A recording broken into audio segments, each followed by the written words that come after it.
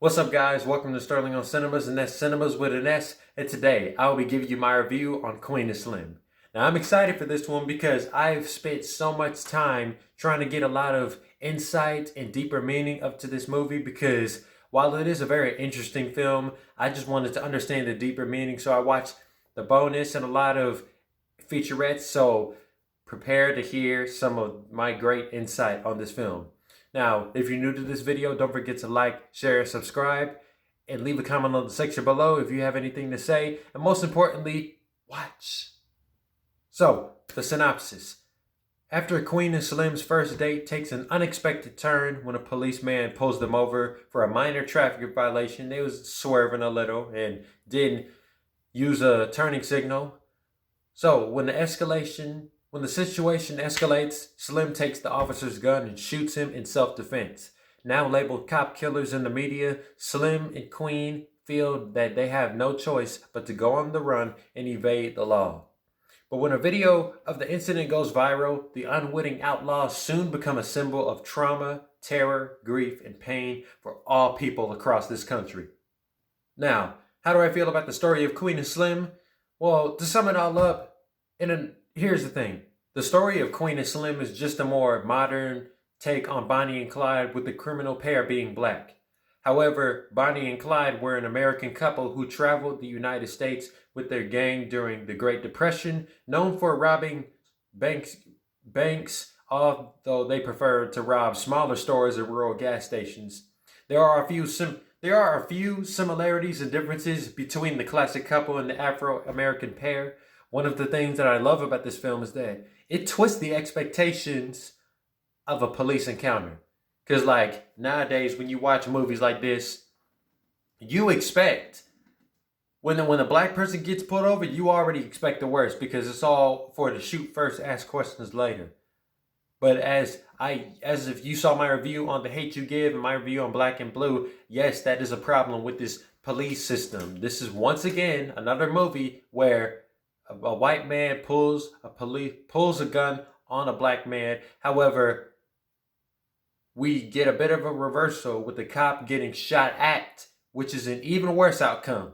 Like, I'm warning y'all. I know most of y'all who are watching wouldn't really do this, but for those of you who would even have the thought of trying to pull a swing of violence at a cop, don't. That's the last thing you want to do. If you get pulled over, here's the thing, you just want to get home. You just want to get there safe. Now, if you got that one passenger or you are specifically talking back to the officer, don't do that because that's just going to raise levels of intensity. Now, to some people, Queen&Slim become fugitives, and to others, they become rebels to a flawed system. In other words, some people are kind of against this and the other people are for it. It feels like anybody who's a random citizen in this town, like as they go across the country throughout the film, if they're just a citizen or an eyewitness and they first see them, they're going to call the cops. Because to these people, they're just criminals. But to everybody they come in contact with, they're close and they have pretty good intentions. Now, they didn't have good intentions, but he shot him in self-defense. I get it. You were being combated by police and you tried to get him off of you, but you shot him. That was a instant instinct. That was an initial reaction that you just had. It was out of bad nerves. I get it. And then the people that are encouraging this, they were like, oh, you shot a cop. That's so good. They need to know where we stand.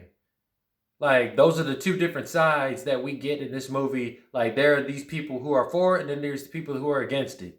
Now, of course, this is a road trip film, which means we do stop at some similar small town locations like roadside bars and rural gas stations, but Queen&Slim are just two strangers who went on a date and got swept up in this altercation with the police officer that forced them to be on the run from authorities in the world. That's probably only the one difference between this pair and Bonnie and Clyde. Now, as the story progresses, they stop at many different locations and we start to get a thriller sort of vibe as to when the police officers may show up again, because it's like I said, there are those individuals who they see them, they'll call the cops, or they see them and they're going to keep them safe. Now, luckily, most of everybody who they come across don't contribute to them being caught. Now, Melina Matsoukas, who's making her directorial debut alongside Lena Waithe, which most of y'all may know from Ready Player One as whose avatar was the giant cyborg.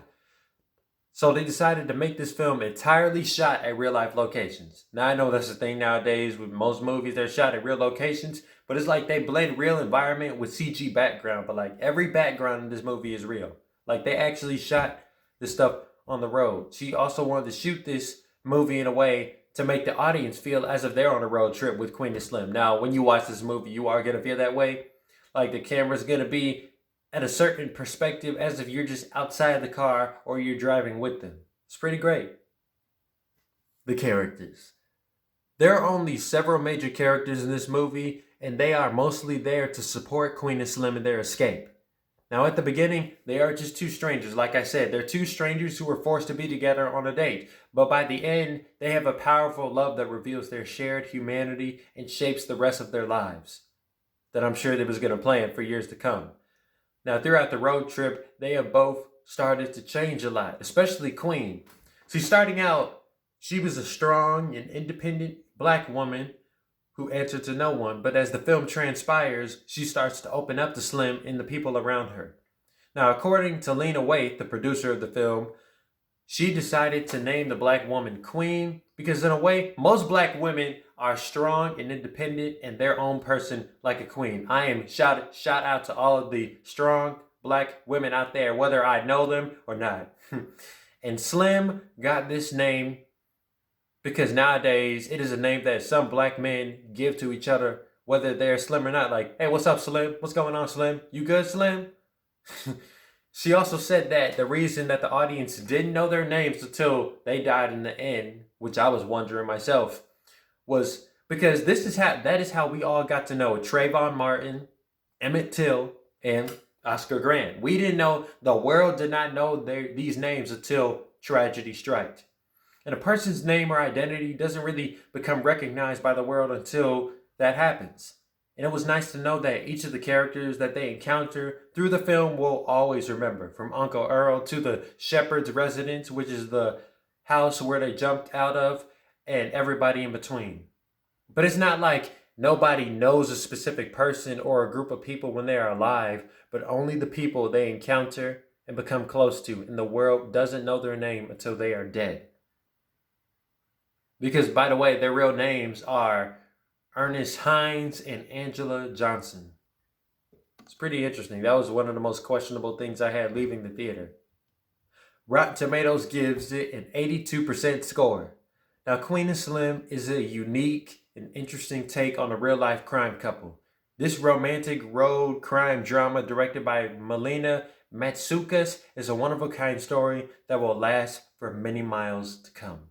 And for that, I would give it 8.2 SOs out of 10. So that is my review on Queen&Slim. If you've seen it, you can let me know what some of your favorite parts are, what parts disturb you, and what parts were interesting. Or if you haven't, I encourage you highly go watch this movie. It's a great story from beginning to end. And I will see you guys next time on my next video. Bye.